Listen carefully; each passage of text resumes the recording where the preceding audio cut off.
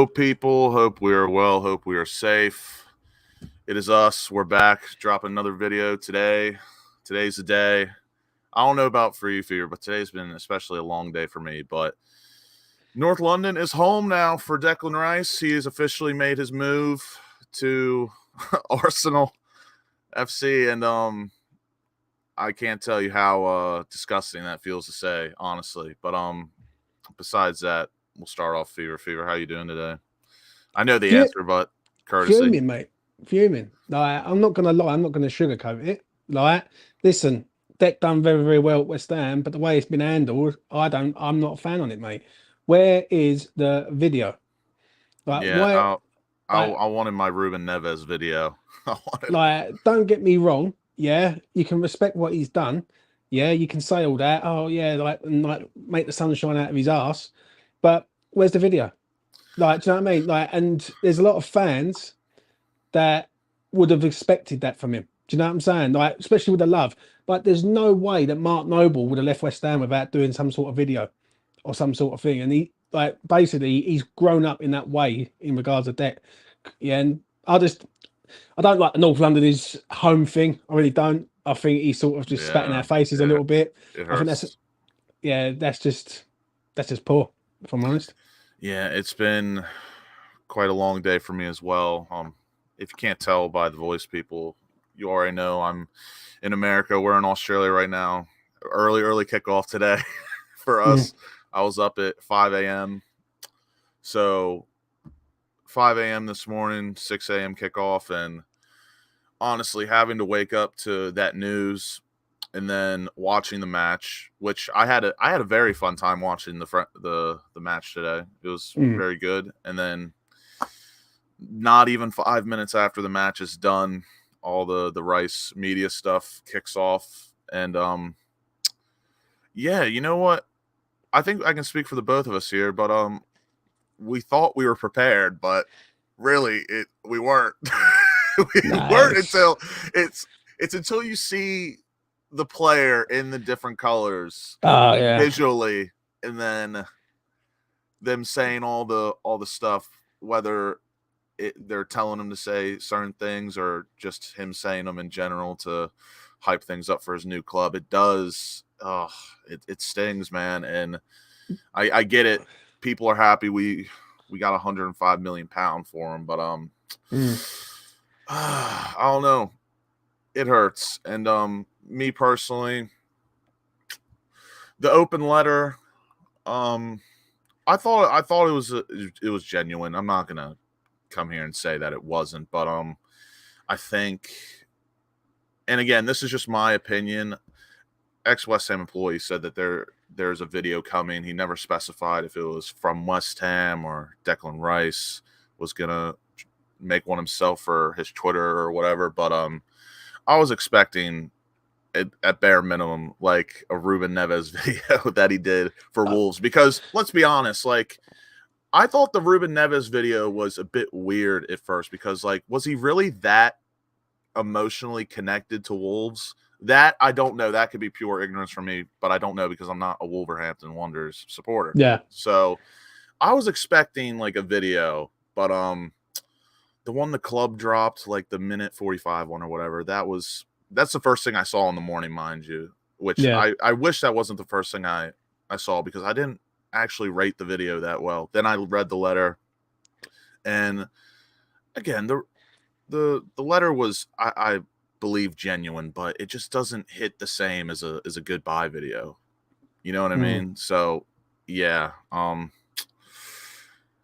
it's just it hurts at the end of the day. It's just really the things does. he said, though, Lucas. Like, it's the things he said. And do you know what irritates me? Yeah, what really, really grinds me. I'm going to try and keep cool because I've got the swear jar just down there. Yeah, is that basically right? Our own fans don't think we're big enough. That's the thing. And then, like, our own fans need to look at themselves and say we should have a big club mentality. Not just some of ours, it's Arsenal as well. And again, I try to preface this every show when talking about Pig Six clubs like Arsenal, United, the whole lot, basically. I try to always say that, like, just Twitter supporters most of them they aren't real people. They're there for a wind up. But like, again, that's where we get most of our news from. And we all know people that support these clubs. Like Fever, I know you're originally from North London, so you know a lot of Arsenal people. You have a lot of Arsenal mates. And of course, they're not going to be as bad or toxic as ones on Twitter. But like 100%. It's still part of like every day. I'll tell we you all have to go through it. I have a mate that barely watches Arsenal, and he made a comment to me today, and I was just like, oh my gosh, like come on, man. But mate, I'll tell you a little story quickly, yeah? Right? I'll get up today, the sun is shining, the birds are tweeting. I thought, you know what? I'll quickly nip down to Romford. Yeah, because I've first time I've been back in the fucking ends for about 2 weeks. So I'll quick go down to Romford, go in the bookmakers, place a bet, turn around, my mate's standing there, yeah, who I own who I own the dog with. He's got his bright red Arsenal fucking shirt on. I said, you can get that shit out my face right now, right? And he started laughing at me. I was like, bruv, you're fucking taking the piss, mate, especially all your fan base. Like, do you know what I'm saying? And I had a beer with him. And listen, he's one of the normal Arsenal fans, yeah? He can sit there and you can have a chat with him and say, like, and he said to me, what do you reckon? I said, yeah, do wonders for you, mate. He said, but what I don't like is how it's been handled. I really don't. And there's a few things that I'm going to say, yeah? On the first thing I'm going to say is our own fan base have got to turn around and say that we are a big club. Yeah, and we strive for big things. I hear this bollocks about us finishing 14th, 15th. Oh, well, that'd be a good season. Fuck off. It won't be a good season. We never left Upton Park for that. We left Upton Park to be a top 10, top 8 side. So why the fuck aren't we? Do you know what I mean? It's just poor, Lucas, yeah? That's on that, yeah? That's the mentality side for me on that, right? With Deck, good luck to him, yeah? But what I can't understand is where people are saying, we're going to follow this geezer and I hope he wins trophies at Arsenal. And they're West Ham fans. I'm thinking, fuck me, brother, are you sure? And what it is, these same people will criticise our own players, but they want a player now who's fucked off to another club to do well. Makes no sense. It makes no sense to me. I'm just going to get through a few of these comments. Go ahead. I'm just going through them a bit, but I've seen a few Red Smoke Arsenal supporters come in. Remember, Arsenal also gave you boys Freddie Lumberg, Ian Wright, Dalver Suker. Shout out Dalver Suker for me, of course. Winterburn.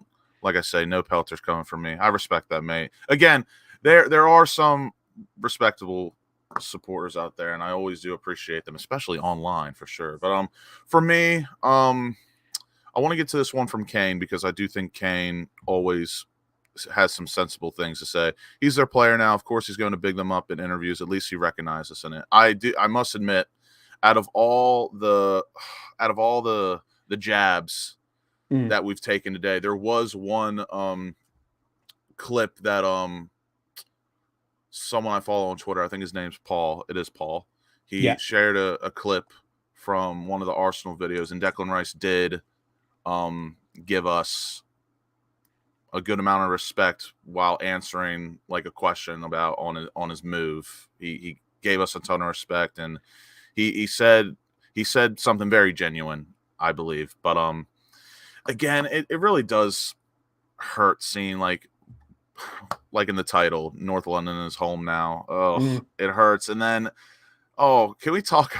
We all saw the announcement video. That was horrific. Fucking hell, did you see the AFTV one? Fucking hell, mate. And I'm thinking to myself that you've got to be on severe crack if you want to go and join that like that. They got them fucking moonwalking and fucking like dancing outside the Emirates. Now listen, right, I'm going to say this quite openly, yeah? I rate Arsenal as a sort of historic club. I always have, yeah? I know a lot of Arsenal fans. I've had many fucking good chats with Arsenal fans, and I could sit down and have an open discussion with them. But there's the ones who like fucking Mr. D2 who thinks he's had one over on us. You know what I mean? Yeah. Just remember one thing, bruv, yeah? And if this gets back to him, fucking great, yeah? At the end of the day, you got done over by a fucking geriatric. Let's have it right. And they pulled your pants down over Declan Rice. Now, Deck is a good player, very, very good player. But West Ham did win in the end in getting what we wanted, right? So we can't really argue with that. And for me, I'm just looking at it like this, yeah, from my point of view. Yeah. Our own fan base have got to stop getting their tongue right up his fucking ass, get it out of his ass, and start backing the players who play in the claret and blue. Because I am fucking sick to death with people keep criticising people like Ben Rama, like Skamaka, like Fornells, right? And I've got to take some humble pie on that. I've got to shut my fucking mouth, right? Also, do you know what I'm saying? And Buster Terry, shut the fuck up. I'll just see that message there. How about that, bruv? Yeah, I seen DT's tweet today, and I seen a few others, and it's just like the thing that hurts the most for me is it's not only is he going to Arsenal, but it's just like I hate the entitlement from Yeah, that's these what. these Pig Six supporters, and they think the league and the sport like revolves around them. Like Agree. today, I seen Arsenal supporters talking about the disrespect that we didn't mention Arsenal in our like tweets or like articles and letters and Yeah, stuff, and I'm like, what are you on? What kind of egotistical shit is that? self entitlement, isn't it? That's what it What? is. How about you sort the deal first, announce them. So if you announce it first, we can mention you. But mate, we're not. No one's here to stroke Arsenal's ego. Like we don't bow down to Arsenal or any other club in This this is league. why. This is why I always wanted to go to City. I did because you, you just know that they're going to be unbearable. And do you know what? I never thought Arsenal fan base was like that, but I'm starting to see it massively. I really am, Lucas. I never thought I'd see it like that. I would say And for you, different to me because obviously most of the time I see it online, and you have lived it yeah, to a certain point in your life, and like again for me, actually we're almost sort of in the same boat really because with the way football is taken off in America, because mate, I kid you not, like literally no one in America supports outside yeah. the top six. Like I've said it for time now that um, thank you for noticing. Thank you for noticing, Mick. I was wondering if someone would comment on that, and I know you would probably be number one to notice. But mate, literally, I've said it for time now that West Ham, if we're talking like American support Mm. over here, like we probably have the biggest support outside the Pig Six. But like everywhere you go in this country, man, like Arsenal, City, Tottenham, Mm. United, like it reeks of those Yeah. clubs and support. So now I I can't escape it as much as you might not now either, because you're definitely going to be seeing some more Oh, Arsenal mate, tops in Romford now, mate. and I've seen fucking 5 Arsenal tops today. 5. Yeah. Right. I was walking up the road to get the bus into Rom, yeah. Fucking first one, yeah. Get into Rom, bump into me mate, big Arsenal shirt, had a laugh with him. I thought, fucking, I felt like I could give him a clump. Do you know what I'm saying? And then I really did, right? And he's a big geezer, yeah. I was like, fucking hell, mate, you could get that shit out of my face, right? we're about 100%. to have it right now. Mate, I'm like, fucking hell, everywhere I'm going, mate. And do you know what makes me laugh is you just don't see them forever, and then all of a sudden they all pop up out the fucking woodwork. Do you know what I mean? It's unreal. It's just Yeah, unreal. but yeah, at the end of the day, it does it hurt. It really does hurt. It cuts deep a little bit with me because some things, and especially because we all support West Ham, like, Mm, and because of the club we are and our history, like when certain players of like prestige and pedigree and talent, like say like heartfelt things, and you see them for a long period of time, like things they say, it does hit you, it stays with you, and it's like this could be different, but I'll tell everyone this now. After this whole Declan Rice thing, I think I'm now moving on from getting players' names on the back of kits, because that's this why you one, don't. That's why you yeah, don't do it, mate. You just don't do this it. was the one. I thought after Payet I learned, but then Declan Rice comes into Yeah, the equation, and I mean, oh, for all we you. know, could he be back later on down his career? I don't know, but I'm not thinking about that at all right now. That's the last thing Nah, I no. have on my mind, sadly. But let's talk about last thing Arsenal wise. We've talked about it before on some previous shows in brief, but Yeah. how much do you think Declan Rice improves Arsenal because for me personally, realistically, we Mm. talked about it before, he does make Arsenal better to a point.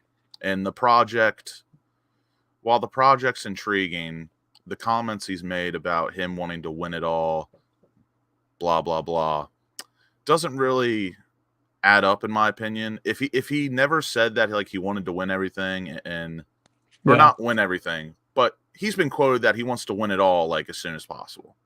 Just Arsenal to me in this current state, I really can't see them like pushing for it now. Maybe the season after next or his third season in, Mm. who knows? But I don't know. I do think he makes Arsenal better, but I can't. It's hard for me to believe that they're going to make another push next season, especially with Champions League football. And I've always been one of those guys where like I don't really understand the point in playing Champions League just to like play in it. Like if I'm going somewhere, I want to win it. You know what I mean? So what Thing is, do you think? right? The way I look at it is he makes them stronger, doesn't he? Let's be Yeah. real. Right? I'm gonna take my sort of fucking anger and like resentment from him at the minute to one side. Declan Rice for Arsenal makes them a lot stronger in midfield for what he does. Yeah, and he's going to galvanise, like boost them up a lot more. The problem is, and this is no disrespect, but Arsenal think they're going to just turn up next season and they're going to win the league, and they just think they're just going to piss everyone and everyone else is going to be shit.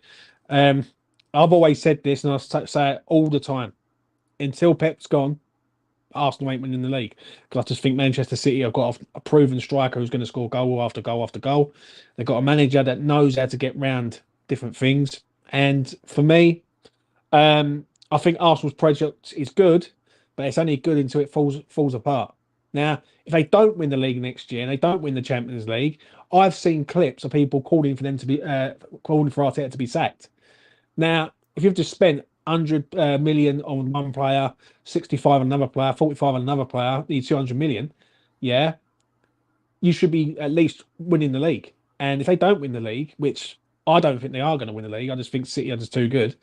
Um, then it for how well it could look now, in a year's time, it could fall apart, and then Declan Rice is in a situation where he's made the wrong choice. Personally, for me, I just think he should have stayed with us for a little bit longer. He should have signed another deal, but it is what it is. It's what it is. Yeah, he does make him stronger. I just question I don't question his ambition, obviously, because is it a step up from where he was with West Ham? I'd say yes, but again, he said he wants to win it all. He wants to win it all, play in it all as soon as possible. Mm. I just think I'll tell you what, Arteta must have had an unreal meeting with him. Tap him up, mate. He was Yeah. tapped up from January, 100%. I don't care what anyone says, yeah, because his attitude from the World Cup, yeah, for sort of wanting to move, yeah, and something that David Moyes said today, funny enough, yeah, he said that no player's bigger than the club. I see a quote that he's turned around and said that no player's bigger than the club. Now that to me says that he just doesn't want to be here, and that's just not. Well, I want West Ham players who want to play for the Claret and Blue. Do you know what I'm saying? And I understand what he's done, but they all done it, not just him. Like, do you know what I'm saying? But maybe I look at it in a few years' time and go, you know what, look at it a bit different, maybe. Yeah. Oh, I totally forgot what I was gonna say because I just keep getting a jab right in the gut. I'm just like dreading going back on Twitter to see some of this stuff. But oh man, it stinks, and it's only gonna get worse from here on out. Because like we think today sucks.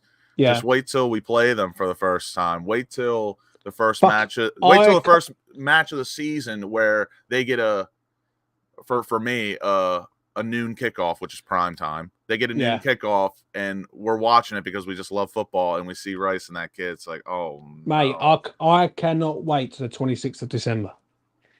I really can't. Listen, I'm counting down the fucking days, mate. Trust me, 100%. Because I want West Ham to turn up there, right? Because they're going to come at us with everything. Yeah, they're going to fucking try and dig at us with everything. The problem is they can't dig at West Ham fans because, listen, we support West Ham when they're shit. Yeah, and we support West Ham when they're good, and we as fans we support them wherever they go around the world, right? Whether it's in fucking Perth or Peru, yeah, West Ham fans are always there, yeah. And for me, the 26 can't come quick enough for me, really. Yeah, I've been thinking about making a special trip down if I could get a ticket, but who knows? That's too far ahead right now for me. But I had a topic in mind, but I totally forgot. Is there anything that you have on your mind, Declan Rice related or West Ham related, you'd like to Well, speak on? well, let's talk about Australia, Perth Glory. Some Oh of yeah. the So were you some able to watch any of the match? I didn't see none of the match. I really didn't fucking bother, really, if I'm honest. Because it's just a friendly. In we last time I watched a match last season, and I had my opinion on it. People said, "Oh, don't worry about it, James. It's just a friendly." So I thought, right, I'm going to take that advice this year. Oh, and Good. if anyone's got questions in the chat, just Yeah, drop them below. We'll answer them. I usually don't host, and I'm really bad with keeping track while I host. So I drop know them that in. it's a lot harder than it looks. I must admit. No, but listen, we need to sign some players now. Yeah, like Deck's gone. Good luck to him. Don't like it, but it is what it is. Right now, it's time to sign some players. Yeah, there is no excuses now. Right, there's no oh we got to wait and all this and all this crap that we've heard. Yeah, I expect at least two players by this time next week. I really do. Like because like we should have two players here. So it's going to be interesting to see how it goes with them. Yeah, I had a fun watch today personally. I thought Mm. I know it's Perth Glory, and I'm trying not to, especially in preseason, you try not to make a big deal out of anything. But today was Yeah, actually was quite fun to watch. I would actually highly suggest going back on the website and seeing if you can watch the match because we yeah, looked pretty good today, and I was really impressed with most of our youngsters. Are they raw? They're 1,000% very raw, except for yeah. like maybe the likes of Dan Chester's, who's been a part of our preseason now for at least the past 3 seasons, 3 seasons. So out of all the youngsters, he looks more the veteran of the group. So he Mm. kind of like knows what he has to do, what he can do. But all of them played pretty well. They were very brave going forward. Like our right back today, Levi Yeah, Liang. He wasn't incredible today, but I was very impressed. He played a lot of forward passes. He broke the line a few times, and just like from someone his age in the academy, even in preseason, you don't really expect them to like do stuff like that. And Freddie Potts, I was pretty impressed with today. He was a bit up and down today, but if mm. he refines the technical side of his game, he could be some player because some of the balls he was playing through today were really nice. Him and Dan Chester's had a brilliant like 1-2 combination going up the pitch all day today. Like Chester's would lay the ball off to Freddie Potts, and then Yeah, Freddie Potts would play an over the top through ball to him, mm. and they connected most of the time. And I thought it looked really good. But there's a few times he won a tackle, but like you know how when Declan Rice won a tackle, he'd win it, he'd come up with the ball as well, and he would Yeah, stay strong on it. Like Freddie Potts, he'd win the ball, come up with it, but then lose it. So like if he could mm. if he can refine just the technical side of his game, we could see him earlier than later. But I was impressed with him today. Luis Al, I was impressed with his technical ability today, but defensively he was a bit meh. He did have an own goal today. Brilliant own goal from him today. Great touch. But who else was it? Dan Chester's I was actually very impressed with today. But it's hard to I do want to praise the player, but it is hard to like make a prediction if he has a future at the club because me personally, I love what he offers. And me and Alfie we're talking about in the chat. He is a League One, League Two manager's dream on the wing. Like he's got the pace. He doesn't mess about. He gets to the byline, puts a cross in. For me, he just needs a bit more panache. Like, Mm. and that's what separates players from the Premier League and like the Championship and other leagues. Just need a bit more panache from him. But overall, I was impressed today. Fabianski had a really good match today as well. Zuma wasn't bad. Yeah, not really a bad performance today. Bowen was on fire. Emerson on fire. Just not a lot of bad from me today. I want to see my overall thoughts. I really want to see the 11 we saw today that start. I want to see them against Tottenham because even though it's preseason, like I want to see Freddie Potts. I want to see Dan Chesters.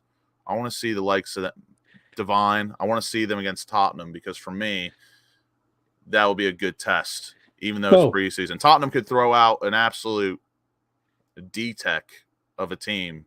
Yeah. But, like, because it's Tottenham, I want to see, like, them under that kind of pressure. Yeah. I hear, mate. I really do. Kane, welcome. How are you? Hi, James. You all right, mate? How's it going, Elite? You fucking, yeah. You're a man of many personalities, Elite, I'm afraid. You know what I mean? Can you unblock me on Twitter, please? No, I can just bang you from here. So it's fine. Carry on, Lucas. You know what I mean? What were we saying?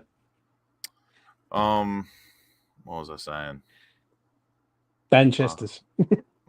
I lost my train of thought, but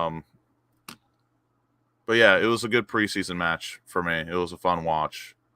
Let me try and get some of these comments. How many West Ham related Declan Rice memorabilia from West Ham supporters will be up for sale on eBay this weekend? The lot, in my opinion. I got to delete all them photos of like Deck scoring goals, Deck fucking every fucking photo. If Scam, Paqueta, Mubama, and nurture properly along with Bowen, we could be a formidable strike force over the next couple of seasons. I agree. I thought Mubama was solid today. Decent goal towards the end. Brilliant cross from Chesters as well. I remember the goal vividly. Pablo linked up with Chesters on a 1-2. Chesters hits the byline, puts in a cross back post for Divine Mubama. It was very good. George Earthy made an appearance today as well. FA Youth Cup finalist winner, and he looks solid today as well. Good. Fornals was very good today. Chester's, Potts, Earthy looked decent. Yep, I totally agree. Fornals was my man of the match today, playing deep. He looked apart and never stopped working. You know what? That is an interesting thing to get on topic of.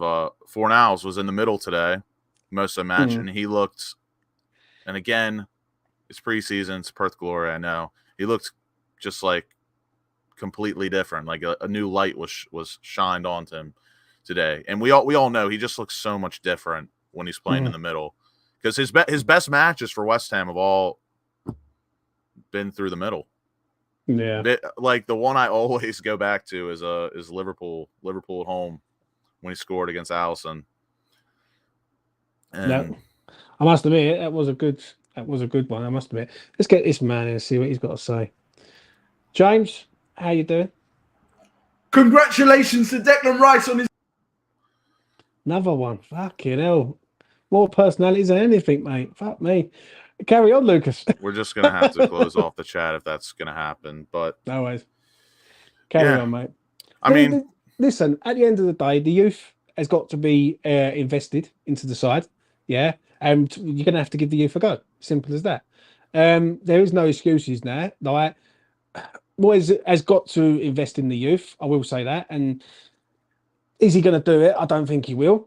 I don't think he knows how to. Like, I really don't. Like, and I'm going to be honest. Like, do you know what I'm saying? We've got a lot of good players there.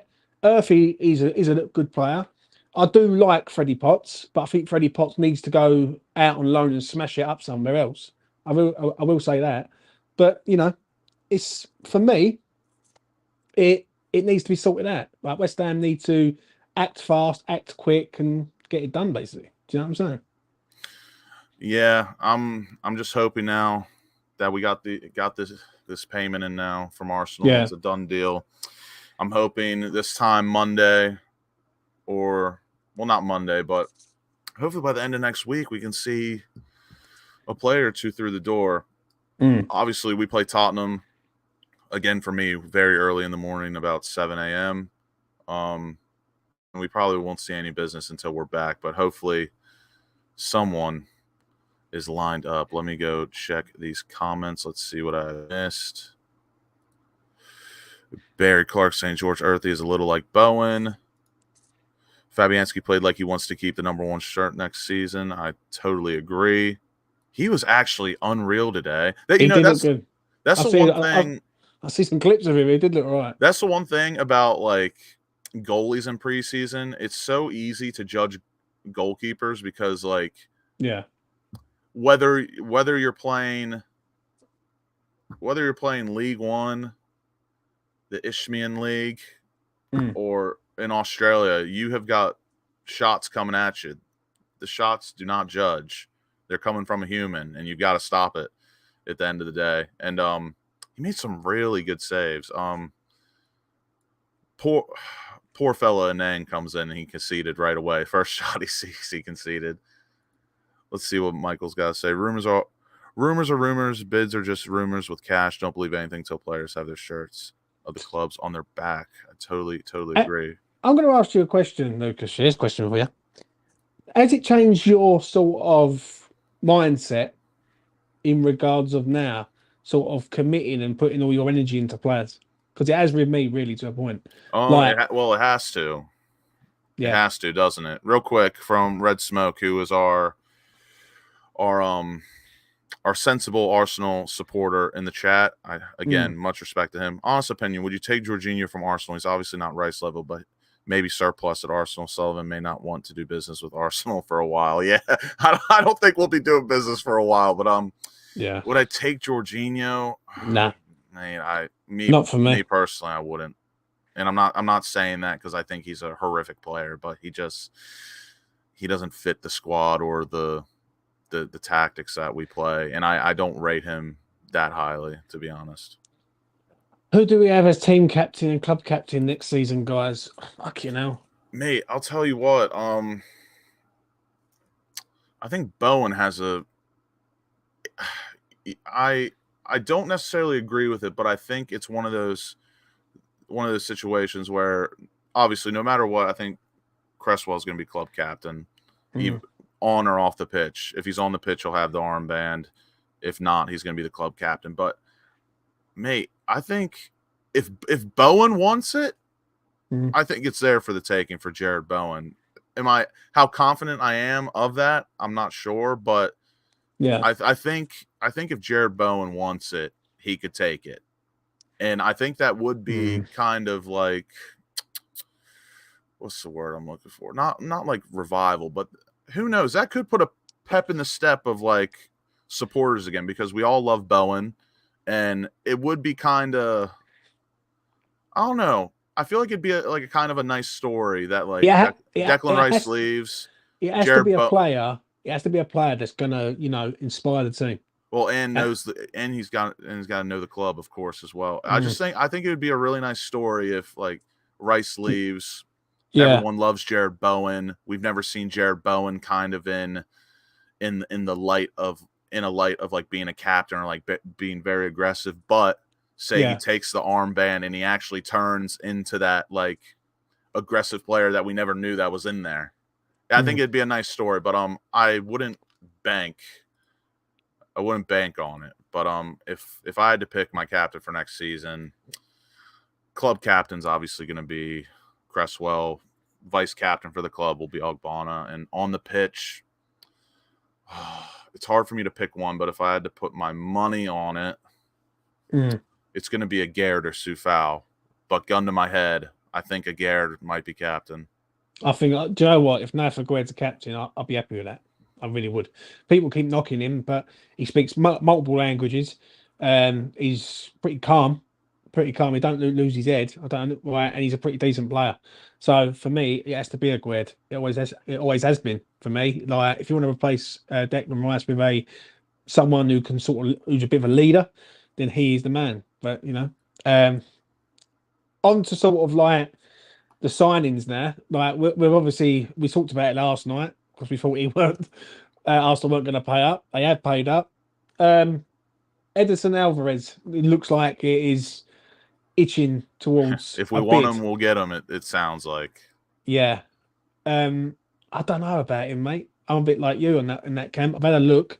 I'm not feeling him at the minute. Really, I'm not sure. I need to watch some more of them from Ajax, in my opinion. But Yeah. Alfie, West Ham Online today tweeted out a in what he thinks could be our future formation at the club, because we did kind of play it today. We played a bit of a 3-5-2/5-3-2, and I didn't hate what he put with the formation wise, because we are technically playing wing backs.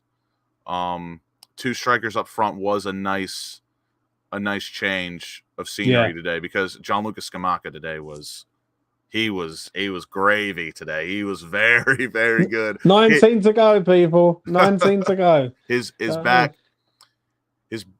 heel flick, whatever it was, whatever the pass that was, to Fornals, who won the penalty. Oh my goodness, it was beautiful. He's a good player, mate. Listen, and then he stepped up for the penalty and absolutely rifled it in.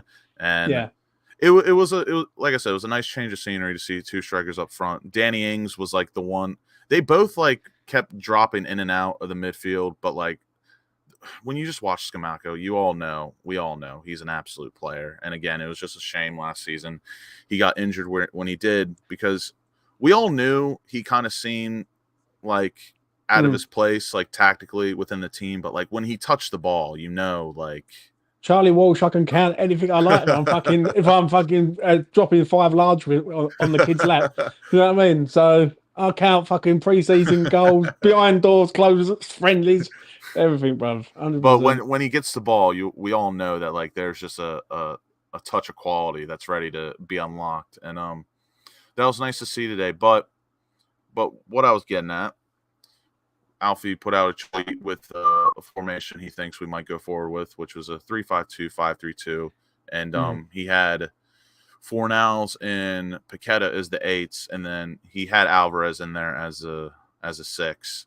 But I don't know. I'm just not sure, like, because there's so many different combinations and profiles you can go with as a 6. Like, there's defensive midfielders out there that like they're great ball winners, but they're not like that great defensively all around, if that makes sense. Yeah. And then there's some 6s that are just very good at sitting back, pinging the ball forward. And I don't know. We need to see more from preseason to see what kind of formation I'm going with, because for all we know, the formation we played today just could have been because of the players we had available. Right. Let's see if this man is not another split personality. Let's have a look. Go ahead. Take it away, Peak Gads. I am a West Ham fan. Elite, that's you, isn't it, bruv? 100%. No, please. Go ahead, man. That's not fucking hell. What's going on, mate? Like, must have multiple accounts. Do you know what I'm saying? I mean, we're already towards the close anyway, but is there anything else you want to talk about, or the people in the chat want to talk about before we go? Again, really not a lot to talk about today. Preseason match was nice. Obviously, seeing Declan move up north to London. Really not a lot to talk about today. We finally got some money. We had a preseason match, and then that, and yeah. We'll wrap it up in a minute. Anyone who's got any questions in the chat before we wrap it up, we'll go for another 7 minutes. Chuck your questions in. Anything you like, for me and Lucas. Anything that you agree with, disagree with, stick it in there. Do you know what I mean? I would have people on, but we've got multiple personalities on the firm. So, it is what it is. Fred from United. No. No way. I think McTominay's bad enough. And I'm not even gonna lie on that. I'd rather have Fred than McTominay. 1,000%. Why is that? I think Fred, I don't know. I think Fred technically better. I actually think Fred's a better player than McTominay. I really do. That's the only reason why. I think he's technically better. I think he can link up with players way better than McTominay. And I'll tell you what, I think Fred actually is a decent like ball winner, especially coming off the bench. I've seen quite a few times he comes off the bench for United. He's very energetic. and he's like just all over the ball, winning it and stuff like that. And I'm not saying he's mustard or anything, but again, what you were saying, I'd much rather have Fred than McTominay, in my opinion.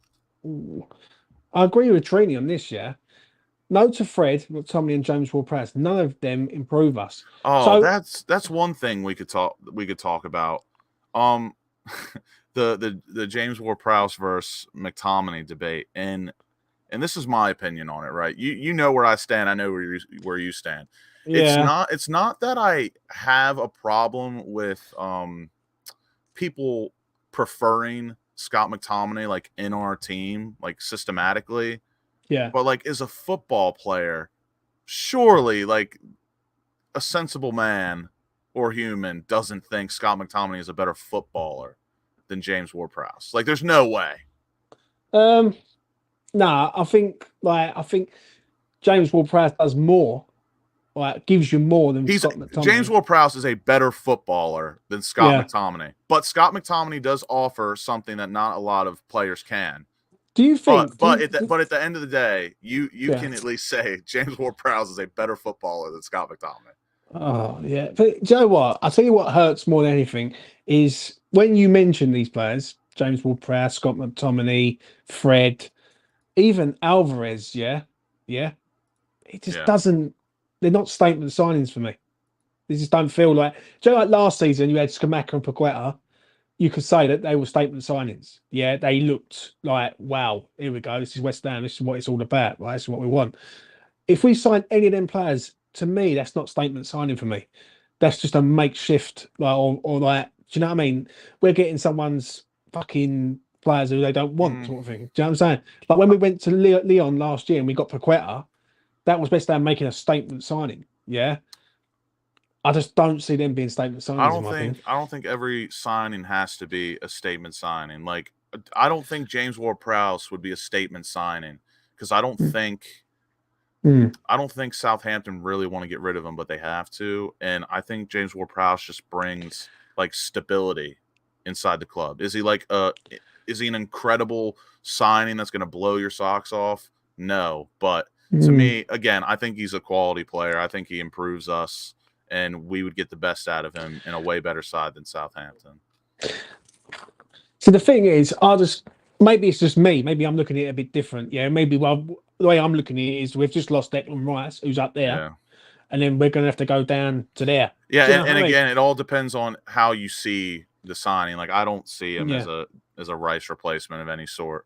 But I wanted to answer this question right here. Is Barnes still on? According to reports, we are still interested. It is still on, but we are going to dive in and see how interested he is on moving to Newcastle. Because really, why would we want to waste our time bidding on a player that doesn't want to come? And that is what we've heard today. Do you think we will sign backroom staff before we sign any players? I believe we will. I think X has also come out and said today that we should have some hired a day or two after we land in Australia, and that could be Steve Rounds from Arsenal, who's just left, who has been under Moyes before at Everton. There's another one I can't remember, but then there are other former players that are being touted. I think on that sort of question, we've got a manager with 1 year left. They're going to have to liven up quick because is someone really going to commit to West Ham if Moyes might have a sack in 6 months? Because if he doesn't start the season well, then he ain't gonna last, is he? Let's be real. Yeah, I have no clue. Jay Woods, hope you're well, mate. James and Lucas, Alvarez, Zakaria, Barnes, Aaron's, all good signs in your opinion. Maybe Brozier too. What Alfie put out today on Twitter with the formation he thinks we might be going forward. I think Max Aarons would actually be a very smart signing if we were Max Aarons is a good player, mate. If we were to play wing backs with three center halves. So in his side he had Hold on. Please stop. Stop the show right now. Right. Where's the fucking soundbite? Please tell me what the system is first. 5-3-2, 3-5-2. Oh, fucking now, mate. 5-3-2, 5-3-2, wingbacks. I cannot hear this shit no more. Right? It is. Why are we playing 5-3-2? What's wrong with 4-3-3? Right? Just someone explain it to me. What is wrong with it? No, I Do you know what I mean? agree. But what I'm saying is Max Aaron's in that wingback role. I wouldn't hate it personally because I think he is a decent wingback. But with these right here, with these asking us, Alvarez, I'm not really on the fence. I'm more under the fence, if anything. Zakaria, I do like. Barnes, I would absolutely love him. Max Aaron's really depends Oh, on mate, what we want. I can't be dealing with West Ham 5 at the back. I really can't. I really can't. If people think that is the right system for West Ham United Football Club, they are on severe fucking drugs. Right? They've got bipolar. They're on drugs. They're on alcohol. They need to fucking literally sort out their life. Michael's Oh. asking, I'll throw one on there. Would you take Billings if he became available? Not for me. I don't think he's good enough. He had a very good season last season, but it's hard for me to I don't think he'll top what he did last season. Mate, if someone wants to trigger me, yeah. Scott has the physicality, but JWP is a baller. That I totally agree. I think Scott McTominay is athletically blessed. He's tall, strong, has pace, but when it comes to football, he's not the best. I've got to get to this comment, yeah. James, I'm surprised you're so down on Alvarez, getting one of Ajax's starters for more money than we bought Skamaka. Good age, great ceiling. I'm surprised. The problem is, Charlie, I'm just not convinced that he's the sort of player that we need. I think we need runners from midfield. Right, we need box-to-box people who can pick the ball up and run with it. What is he, Alvarez? He's just a solid DM, isn't he? He's just like my problem is I don't know what he is because he plays center half for Mexico. Yeah. He plays as an 8 and a 6 for Ajax, and like for me, the only reason there's a few reasons why I'm hesitant on him. One, I don't know exactly what position he plays, and just because you can play multiple positions doesn't mean you're good at one, if that makes sense. Like, and then I haven't seen like the best reviews from him. Like in the Premier League, you just can't be a good defender. You've got to be good on the ball. You've got to have a high IQ. You got to know where to play the ball. And someone like I'm going to use Paulinho as an example because he was statistically and in opinion in my eyes, he was the best defensive mid in the league last season. Like he had the most tackles. He was so influential to Fulham. But the thing that separated him was he wasn't terrible on the ball. And in the Premier League, you can't get away with being terrible on the ball. Like you will be exposed quickly. And Alvarez, if he's bad on the ball, he's gonna do more harm than good. Right. But then if he's a 6, like someone just says here, he's going to dictate play. There's no way we can play 5-3-2. There's just no way. Like, so you're going to play 3-4-3 because people say it's 3-4-3, yeah, and I love it, yeah. I love it when they come out with that old fucking spiel because when we're defending, we go back and we're defending as a back 5, so that's 5-3-2, really, yeah. If Alvarez comes in, we can't play 5 at the back. We can't. Like, I'm not a huge fan of the 3-5-2 or the 5-3-2 because I don't really like. I'm not really a huge fan of Jared Bowen as a second striker. You can't listen. How many times? And I don't know why people are saying about the 5 at the back. Even though he was absolutely unreal today, but again, it's Perth glory. Right. I don't know why people are saying about like 5 at the back. Yeah. How many times at 5 at the back was we sitting there defending all the time? Like I remember Villa away, right, last season, clear as day. We won the game 1-0. Right. We shithoused the 1-0 win, but we was defending all the time. Literally defending, like literally at right back 5, and we had 2 attackers on the pitch. Like let's put it this way, right? To sum it up, you go 5-3-2, yeah. So you're going with 2 attackers. Just say you're going with Bowen and Skamaka up front, yeah, and then you got a 3-man sort of midfield. If Alvarez is in there, that's a DM, yeah. If fucking Souček's in there, he's not like a fluent attacker, right? And then you got Paqueta. So really, you got 3 players out of 11 on the pitch, right, who are attackers. It's not good, man. It ain't. Like 4-3-3, people. Fucking hell, preach it. Preach it to your kids. Preach it to your family. 4-3-3. Please. Yeah, I do. I'm more of a 4-2-3-1 guy myself, but then again, I've said it till I'm blue in the face on this channel. I think 4-2-3-1 is just like the best formation because it can turn into so many other formations like very seamlessly, if that makes sense. What would you pay the max? And I know you're not, you don't know how to rate him. Fucking isn't he shit to me? See, again, like I don't the evaluation I don't like totally disagree with, because he's 24. He's a Mexican international that's played a good amount of times for his country. Mexico, as much as I don't like him, they're no mugs. He's played at Ajax. He does. It'd be ignorant of me to say that he doesn't have somewhat of a high ceiling. I don't think 35 million pound is a bad evaluation. I just wouldn't pay that personally. But so to answer your question, the most I would pay for him, 25, 30. Yeah, you ain't getting it for 25. Definitely not. Yeah, he's just, and again, I've said it. I personally need to go on YouTube, watch some more highlights, watch some film to get a better idea on him. But like, I'm just not convinced. I don't dislike the guy, even though he does play for Mexico, and I absolutely hate them. I am not gonna try and put the lad down and say that he's shit. I'm gonna say 35 is probably the max.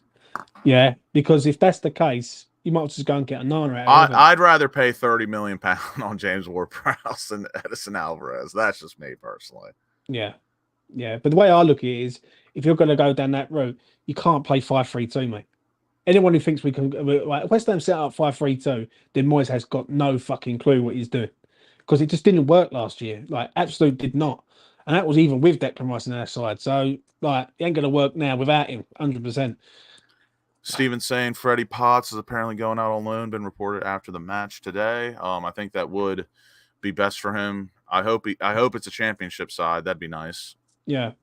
I would love a little Charlie Patino move, like Arsenal sent him to Blackpool and he just absolutely ran the show over there. That'd be nice to see. Wherever Freddie Potts goes, he just becomes an absolute focal point and he gets songs sang to him. That'd be nice. Charlie, I just listen, mate. If you want to trigger me, right, just mention 5-3-2, brother. It fucking trigger me all night. Yeah, because this is what does me. Yeah, I know I'm going to go off in a little one, but fuck it, it is what it is. Yeah, I mean, they call me the fat man for a reason, right?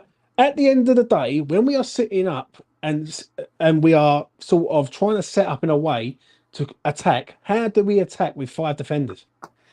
Like, I just don't understand it. Like, I think for me, if you're going to play 3 or 5 defenders, however you want to slice it, you got to have 3 in the midfield for me, because I think a 3-4-3, it's not rock solid in my opinion, but like a 5-3-2, you've got 2 strikers, 3 midfielders, you could have 2 wing backs that are very much attacking.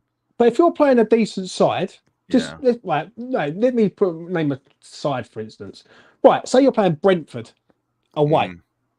Setting up 5-3-2 isn't really going to cut it, I don't think, when really we should be looking at going at that team. And I think it all just depends on philosophy. Like, and we all know Moyes, like whenever he goes away anywhere, he's always gonna match. Depending on who we're playing, of course, we're most likely gonna match what our opposition's playing. So like Brentford are notorious for playing very low block.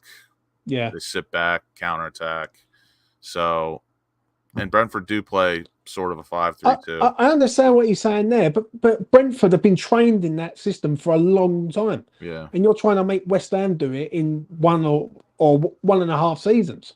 It ain't going to work. Brentford have always played that system, for a long time, even when they was in the Championship, right? And they've got the players to do it. West Ham have not got the players to do it. If you go and bring in Alvarez, just for argument's sake, Lucas, you bring Alvarez in, so you have a back 3, which would be who exactly? You'd have Aguerd, Zuma, and you'd have to have another centre half of some note. So who would you have? Alfie mentioned is it Taylor Bellis Haywood? Right. I like him a lot.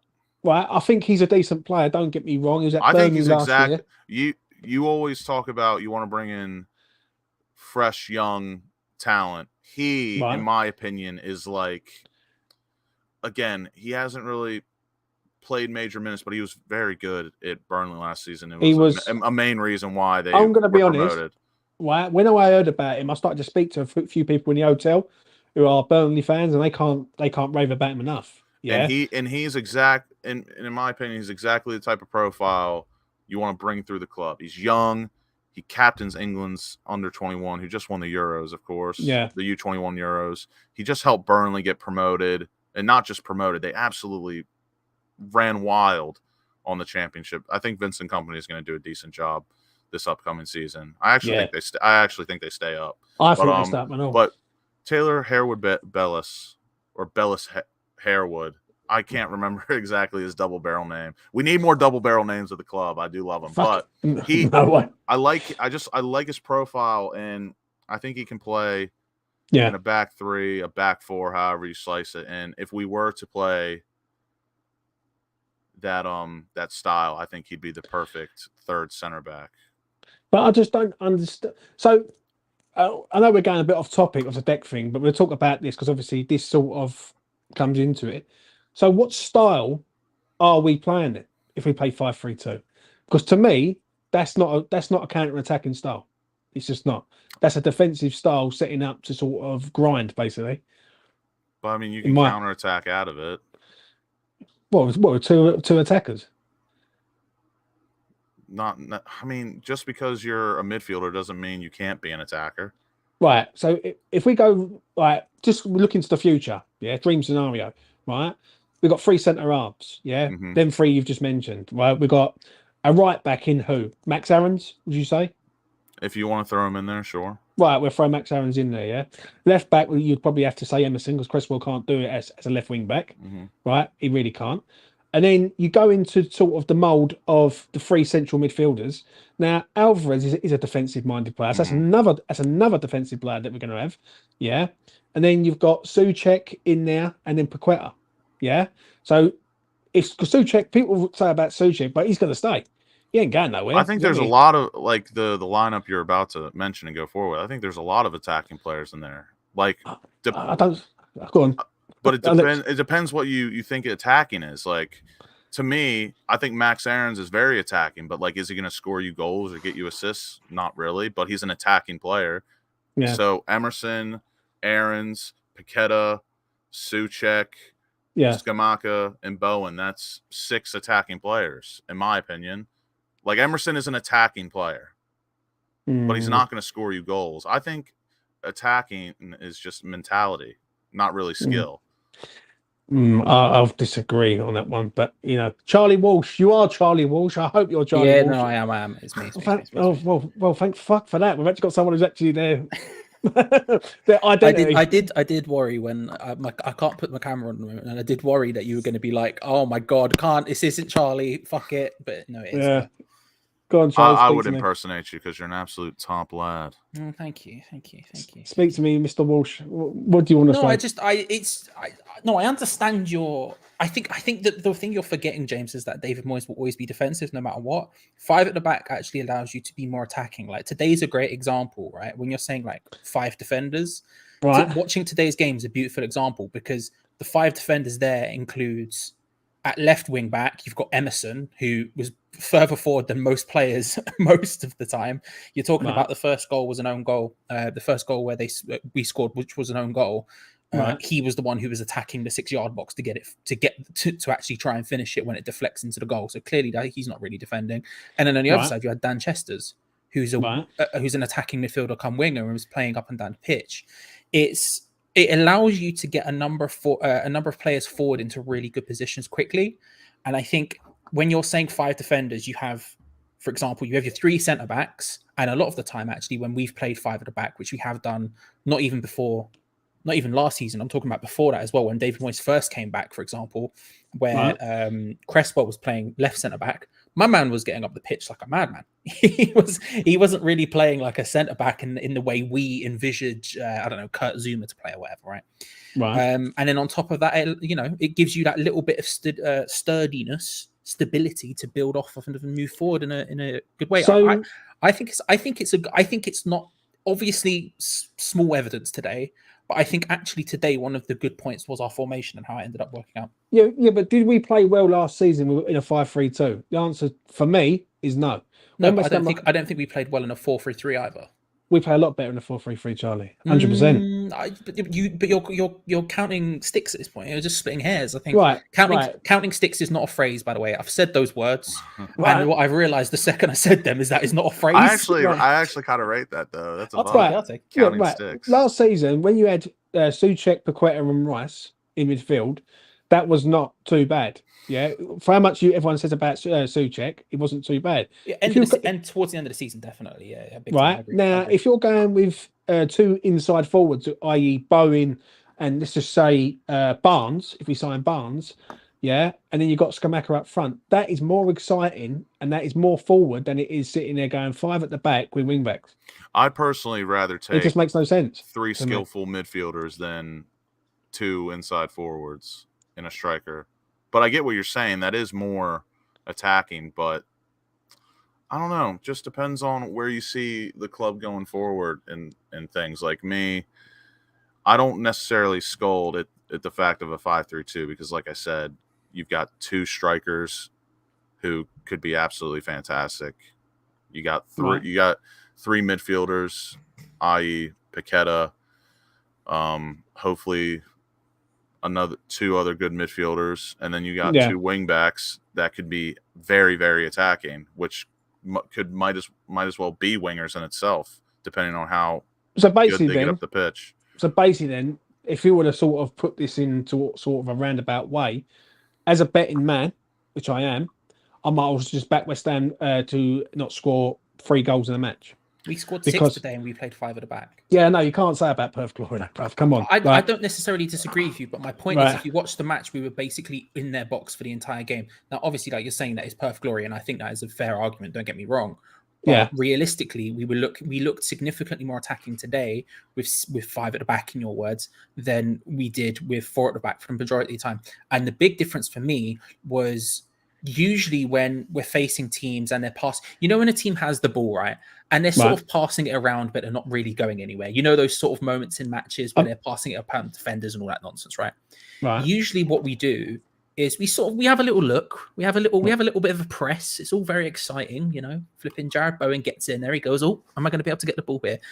But then as soon as they get sort of closer to the halfway line, we really get compact. We properly close down. We get ourselves really tight inside the box and we go, you're not getting in this box, right? From about the halfway line forward. That didn't happen today. When they were getting to the halfway line, we still had the 2 strikers pushing on their centre backs. We still had essentially the 4. Oh, that's one thing I forgot to mention today. The press. The press today was very good. That was another thing I really liked about it. We didn't do that usual thing we do where we compact and sort of hide a little bit. We didn't really do that. We stayed out and we were able to sort of step into that a little bit, which I thought was really interesting. I think it's the one thing I will say about playing the 5-3-2, 3-5-2, however you want to say it, right? One of the things that I think I would want in that is one of the centre backs who is capable of also playing fullback. I think that's what Liang did today, for example, because it was sort of between a 5-3-2 and a 4-4-2, and that requires him to sort of be able to play right back occasionally and to move into those roles. And I don't know if we have someone. Maybe that's where Kara fits in, I guess. But Kara in a 3 at the back scares me. But maybe Kara just scares me in general. But maybe that's where Kara fits into that mold. But we need someone who can sort of do that combination stuff well. I love Aaron Cresswell, but I appreciate most people wouldn't say that. So I feel like that needs to be something. But I think it's genuinely something we could look at. It's not going to work for every single game, but nothing works for every single game. And I think that's the big thing here. Everything changes, everything molds. But as an option, I think it's definitely something we should look at because it really, really worked for some of our players today. Scamacca being one of the important ones. Right. Now, I understand what you're saying. So you're saying it ain't going to work for every single game, which you're right. But then when against the big sides, we're going to be setting up in a defensive way, aren't we? We set up a defensive way against every team. I understand that, and I agree. But then isn't that where we've got to change? Like we've got to change our ways to a point to go, you know what, we can attack these teams. Now, I'm not being funny enough. When you're going away from home, we're going to set up 5-3-2. Right, and I just don't understand that. I think the 5-3-2 allows us to be more attacking. But how though, Charlie? How? Like, to me, it just clearly doesn't. Right, because when West Ham because last season, for example, when we were trying it out at the first half of the season, when we were doing it quite a bit in Europe, we were doing it a lot, and it was working in Europe. But again, like you say, you can make arguments about the level of opposition, so I don't want to use that too much as evidence. But when we were using it more last season, at the beginning of last season, that's when we were trying to be more on the ball and we were trying to control games more. It gives you more players in more interesting positions in order to control games better than what 4-3-3 has done for us. Again, this is under the proviso if we're talking about David Moyes here, as opposed to any other manager. And I think that's where this comes down to. I think it allows you to get more players forward in more interesting positions. And I think today of all days is a perfect example of that. You know, we played a winger at wing back. We played Dan Chester's there. I understand that, but I'm just not on that train. I really am not. I like 4-3-3 or 4-2-3-1. I like West Ham to go forward. I don't want West Ham to sit there and like have loads and loads of ball and go nowhere with it. Do you know what I mean? I want West Ham to pick the ball up and get the ball forward. And this is where we need pace this summer, right? Because West Ham are a counter-attacking side. And in a 5-3-2, it just doesn't work. You've got too many defensive-minded players. Now, best way of summing this up. I don't know how many defensive-minded players you have, though. You have the three centre-backs. Right. But outside of that, I don't think there's any more defensive players than you have anywhere. You've got five. Well, you don't, because the wing backs aren't really defensive minded. Well, they are, because when West Ham are, I don't think Emerson has ever been accused of being defensive minded in his life. But he's going to be defensive minded, though, isn't he? Though, like he played today, and he was basically in their box all the game. He was wandering into the center of the pitch. He was linking up with Dan Chester's at one point. He was wandering into the center. Yeah. He was moving here, there, and everywhere. The only real defensive minded players you have. But would your opinion change if we play Tottenham on Tuesday or Wednesday, whenever it is, and if we lose that game or anything and it doesn't work, your opinion is not going to change, though, is it, Charlie? But I'm not going to change my opinion based on a single game. No, I understand that, but then you've got to look at the opposition. Now, if we go and play Tottenham, and Tottenham put out quite a decent side, and we look very, very good in that system, I would agree with you. But I haven't seen us once look good in that system, not once. And I've hated that system. I was on this channel preaching it, saying get rid of that fucking 5-3-2 for a long time. Yeah, but we were awful everyone was awful in the first half of the season. I understand that, but when you're going 5-3-2, 3-4-3, 4-2-3-1, fucking 4-4-2, you're trying to do all these systems, and it ain't working. Then he actually does go to a system where he thinks, "Fuck it, I'll just go 4-3-3." And I don't think that's a formation problem. I think that was a tactics problem. I think what happened is we were trying to play out of ourselves. We were trying to have more possession. We were trying to turn into a team that I think a lot of fans wanted us to be. They wanted us to have more possession and wanted us to be a team who are let's just say less defensive. It's not a great way of wording it, but whatever. And it didn't work, and so we went back to Moyes ball, and it worked. I don't think that's necessarily a formational thing, because we've seen Moyes ball work perfectly with five at the back before. When Aaron Cresswell was having some of the best seasons of his career, he was playing a left centre back and a back three, and he was brilliant. That first couple of seasons when David Moyes first came back, we were playing three at the back. We were playing 3/5 at the back. We were playing the exact system we're doing now. With the only change between that and this one is we were playing a sort of front three as opposed to a front two with someone slightly behind him. Right, but then there's got to come a time when you got to let the shackles go. Like, if West Ham was to go to Luton on the 1st of September, I think it is, on a Friday night, or the 2nd of September, whenever it is, and they set up 5-3-2, I'm going to be fucking fuming. But because why are you setting up 5-3-2 when it's not James? You need to get over this idea of it's not defensive. It is defensive, mate. Because when West Ham are defending, they all retreat. The thing is, 5-3-2. Is it a defensive? Is a defensive design formation? I would say yes, but at the end of the day, it's all about the tactics. Like I totally disagree that Emerson and Max Aarons, like if you put them in a 5-3-2, they are not defensive players at all. They are an attacking option. But when West Ham are getting when teams are coming at West Ham, they are going to retreat into a back five or technically a back seven. Let's be honest here, yeah. If you take out Paqueta, but isn't that kind of what we do anyway? you want? You want people to defend? no, what I want is West Ham to be on the front foot instead of being on the back foot. That's No, what but I like want. if the team gets the ball and they're coming coming towards us, I want everyone defending. I understand that, but how are we supposed to turn the ball over and be the counter attack inside that everyone wants us to be? Well, that's where the wing backs come. That's where the wing backs come into. That's where the wing backs come into play. You know, there's a reason why if you look at, say, I don't know. Pick any wing back you want in your life, right? Any wing back in the world. There's a reason why the vast majority of them are not as defensively sound as a fullback. Real quick, it's because they have to do it less. Their job is to get it forward. I think that's why. Listen, that's why Alpha Masuaku looked fairly good during those years.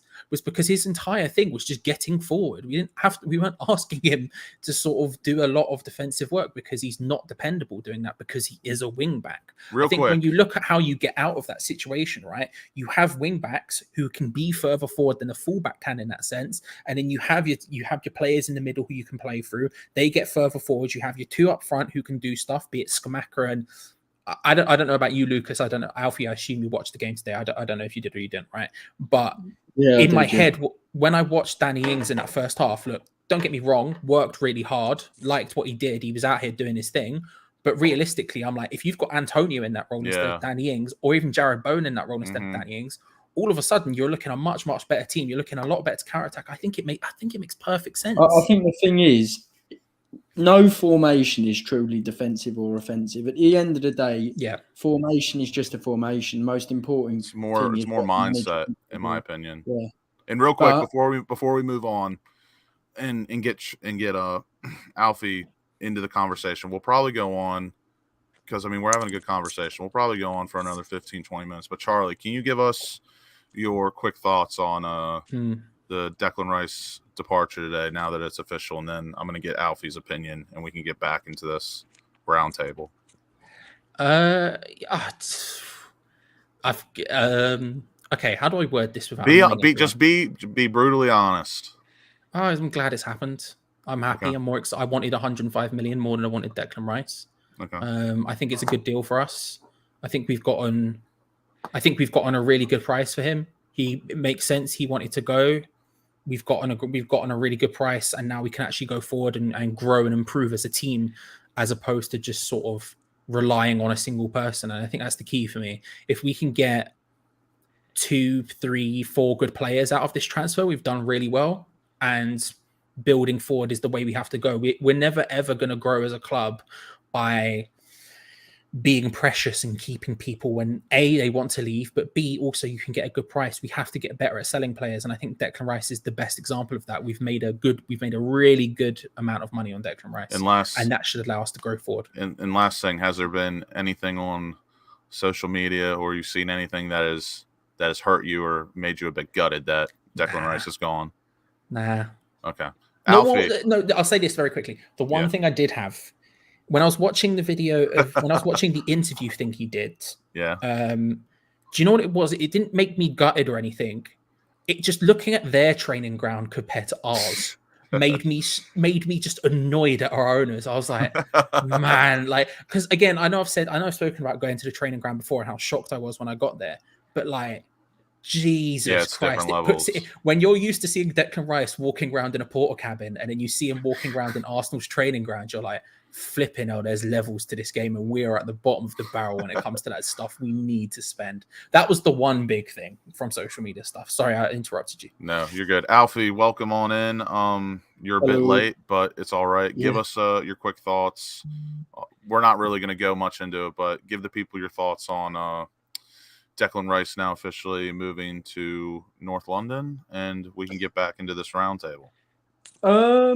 I don't know. I think we've known it was happening for 10 days. It was just, it's happened today, is what it is. It was a bit like, it hasn't really sunk in yet that he's not going to wear the West Ham kit again, at least until maybe later in his career, which is sad. And I hoped he would still be here. But can I blame him? No, because we're a team that's not going to get much better under these owners. I think we reached our peak He went out on a high, and he's obviously been convinced to join Arsenal. So yeah, I think it's a good move for him. I think it's a good price for the club. And then I think, go ahead, finish. Sorry. No, yeah, I think it's a good move for him and for the club. And last question: was there anything on social media or being out and about today that that made you gutted a bit? Or has there been anything that's annoyed you today on social media, outside in the world, about the move? Like any Arsenal fans annoy you or anything like that today?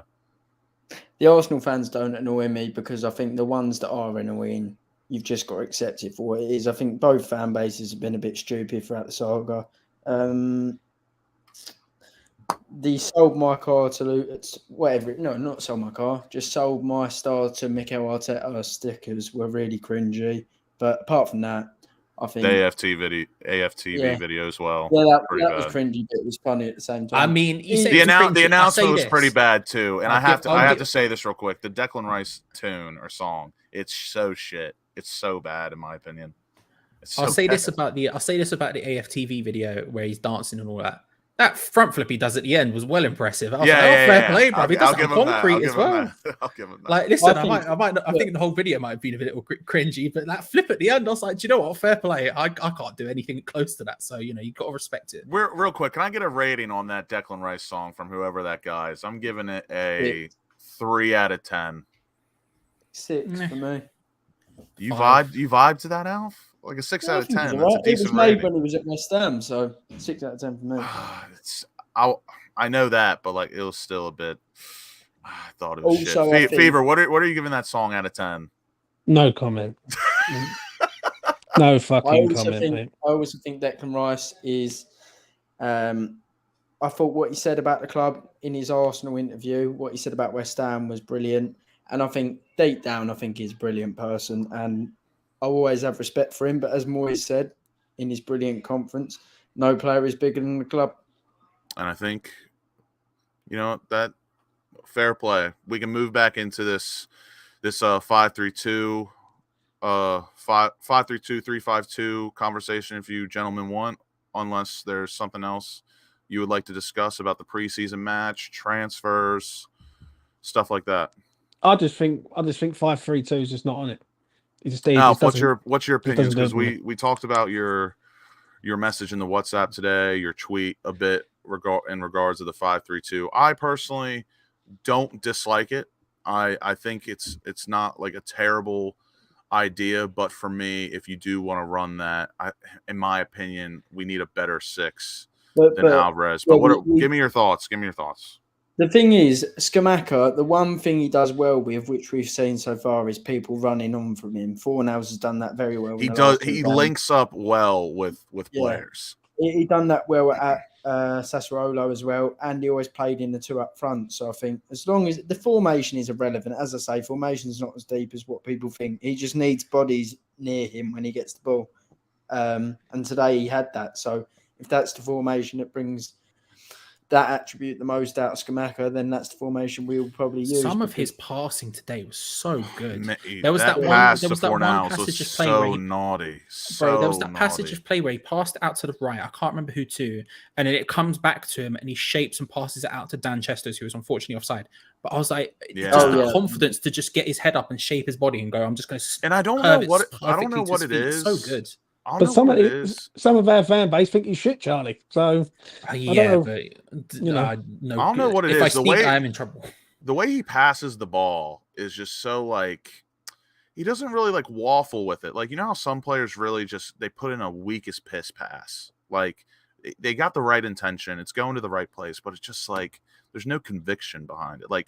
Gianluca Scamacca plays with conviction, in my opinion. He wants every single ball he plays, whether it's a shot or a pass, he's putting his best foot forward. I don't know how to describe it. I find it brilliant. He's confident.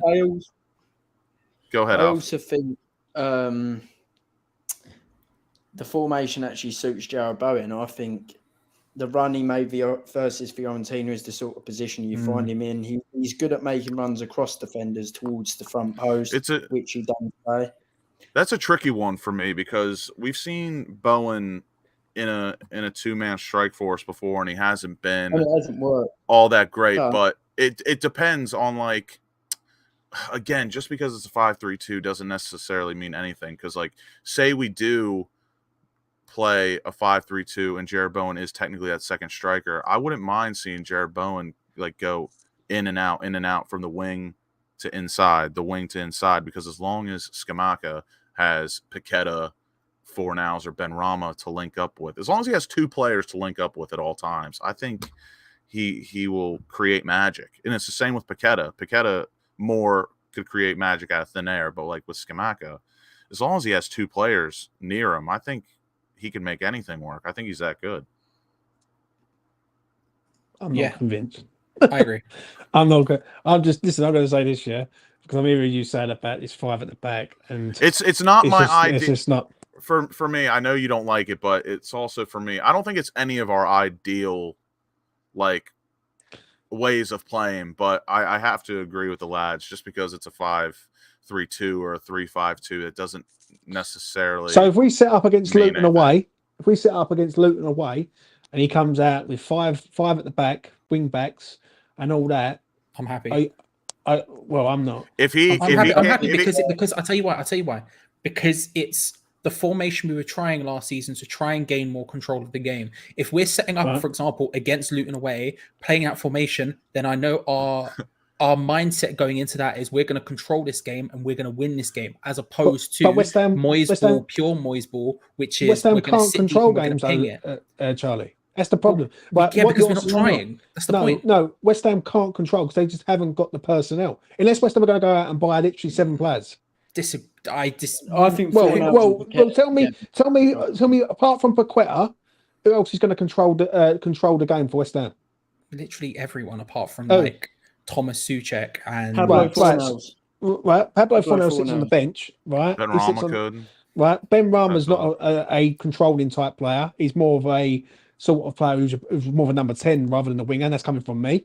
Yeah. So okay then, if you want to give, but he's a creator. Creators can control the game. Not necessarily.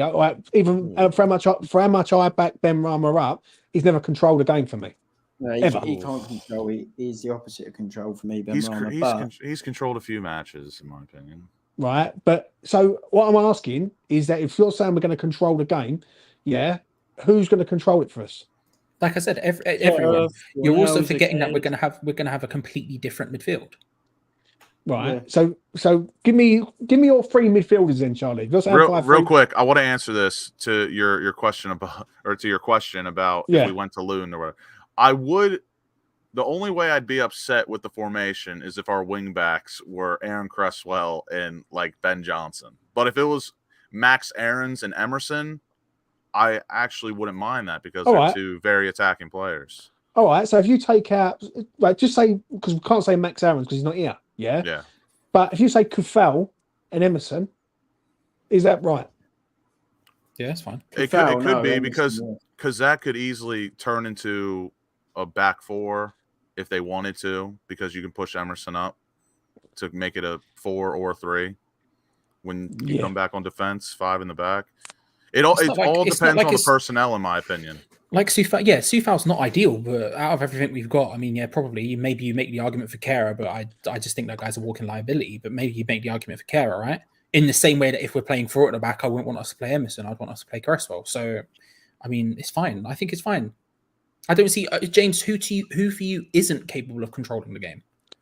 Well, as a West Ham fan of many years, like yourself, Charlie, West Ham don't control games. We struggle to control games. We are a counter-attacking side, right? And what makes me laugh is we're a counter-attacking side with no pace in that team, which was quite laughable, really. Like, we need to buy pace. We need to buy box-to-box midfielders, and we need to control the midfield. Not everyone can be a box-to-box midfielder. Signings, James? Go and get Onana. I keep saying it. I've said it for the last 367 days of the fucking year. Onana at Everton is the man. Go and get him because he can carry the ball out of midfield and get us up the pitch. Like, I don't understand this hype about having a specialist DM.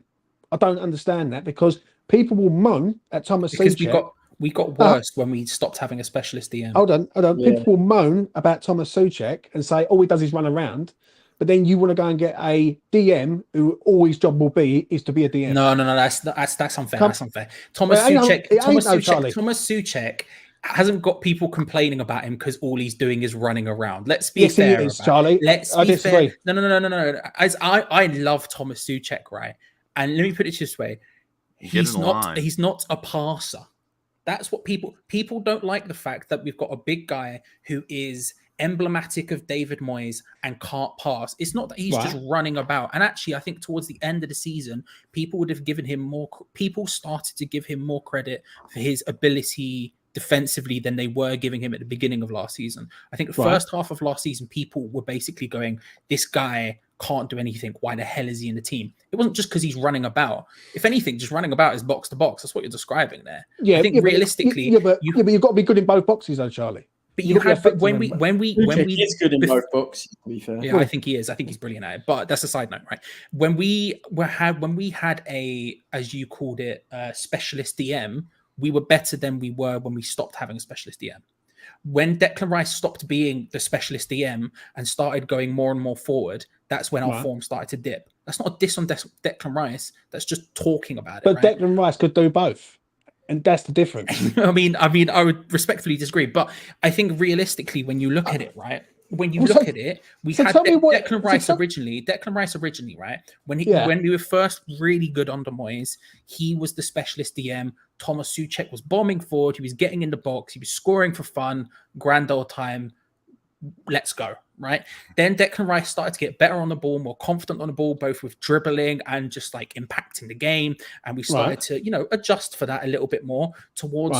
And then what happened towards the middle part of last season? Declan Rice was basically running it, and Thomas Souček is just standing there. And we're like, well, we don't have that specialist DM anymore. And we're failing. Rice was too good, I think, Charlie. That's why that ended up happening, because you couldn't. I agree. I agree with that. I think what's the word I'm looking for? We basically placated him, right? We just let him grow and do his thing, but to the detriment of the entire team. I agree with that. Or even not into the entire team, to the detriment of the midfield dynamic is the way I'd word it, probably.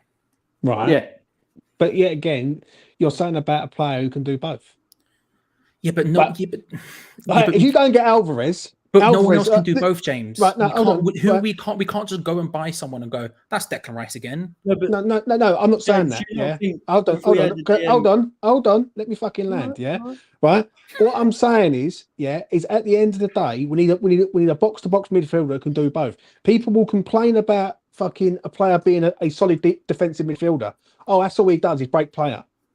Yeah, but then that's it. Do you know what I'm saying? So if you've got runners, we need runners from midfield, right? I don't understand why people keep saying, "Oh, we don't need runners from midfield."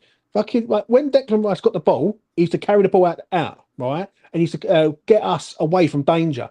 Who's going to do that for us now?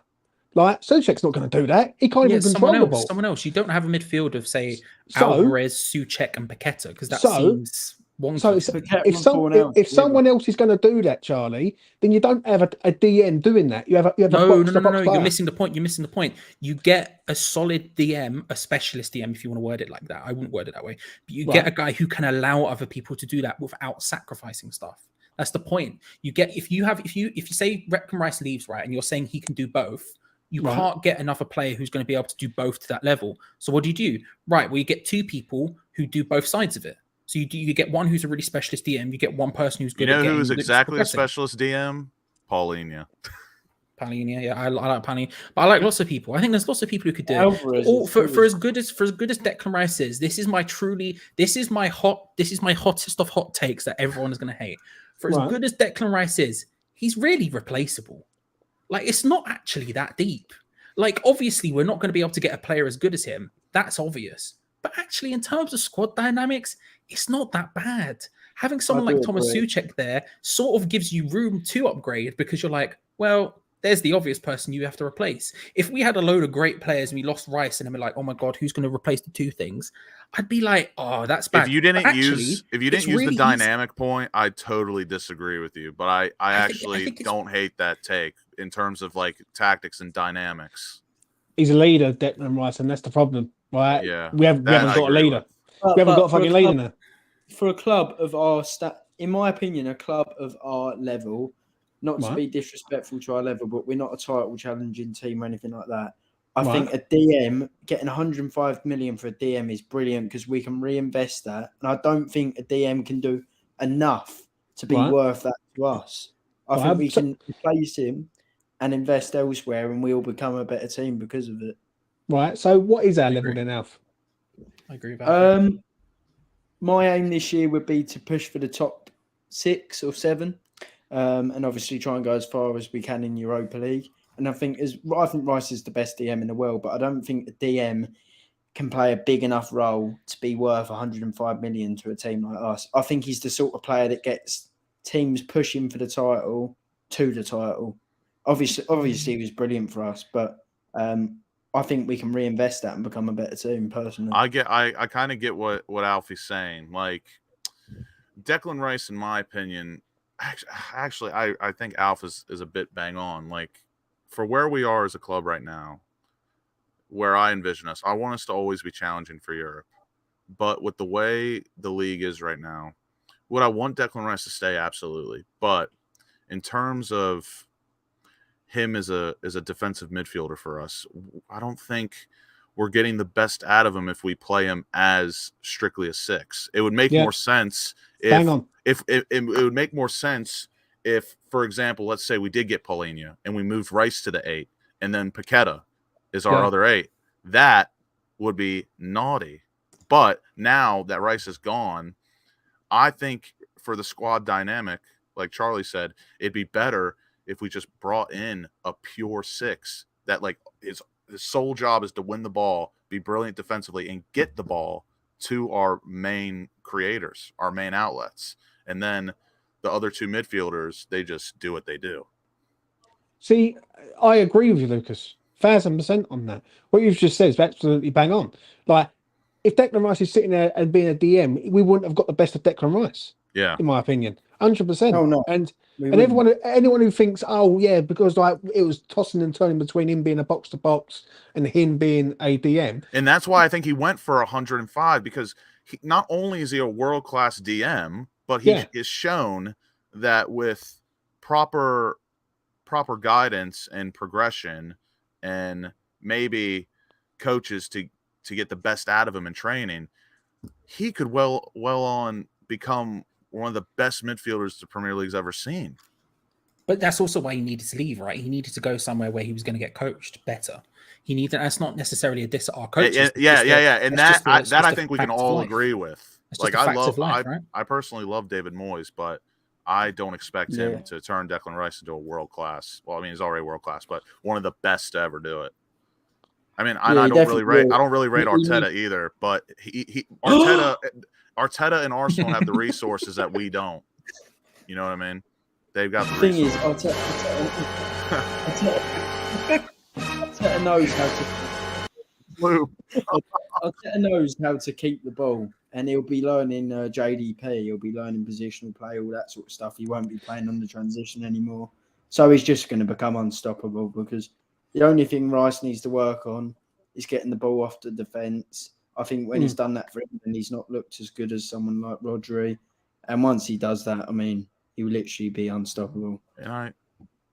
Well, we have approached an hour and a half, boys, and we have had some brilliant support in the chat today. I don't think we've dropped below 100 viewers, which I want to give everyone a huge shout out for your participation and activity in the chat. It is well and truly appreciated. I think this would be a good point to wrap everything up. We don't want to go too long, so without further ado, we'll go with Alfie because he is the one that has joined late. Alfie, is there anything that you would like to get off your chest, say before we go? One thing, I love you, Declan. Okay. And Charlie, what about you? I'm just excited for the future, man.